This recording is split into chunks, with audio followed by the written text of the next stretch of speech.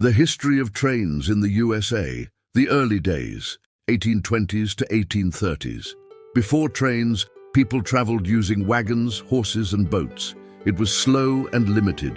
In 1827, the Baltimore and Ohio Railroad, B&O, became the first U.S. railroad to carry both freight and passengers. In 1830, America's first steam locomotive, the Tom Thumb, was tested.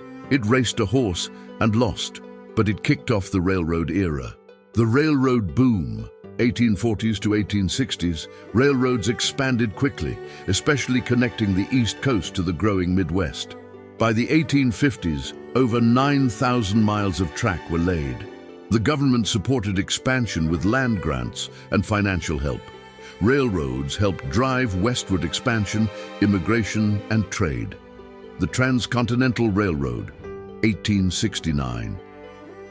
A major milestone came in 1869 when the Union Pacific, building westward, and Central Pacific, building eastward, met in Utah. This created the first transcontinental railroad, connecting the East Coast to the West Coast. It was a massive project built by many immigrant workers, including thousands of Chinese laborers, under harsh conditions. The Golden Spike symbolized a new, unified America. The Gilded Age and Railroad Titans, 1870s to 1900s, railroads became the backbone of the U.S. economy. Industrial tycoons like Cornelius Vanderbilt and Jay Gould got incredibly wealthy. Railroads drove the growth of cities, created jobs, and even led to the creation of standard time zones. Trains move people and freight faster and farther than ever before.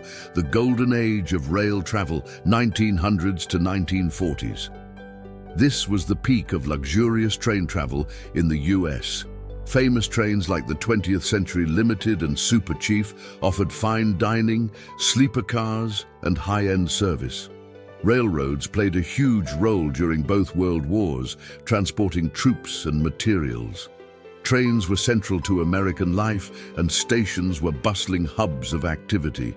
The decline of passenger rail, 1950s to 1970s. The rise of automobiles, airplanes, and the interstate highway system led to a major decline in passenger rail use.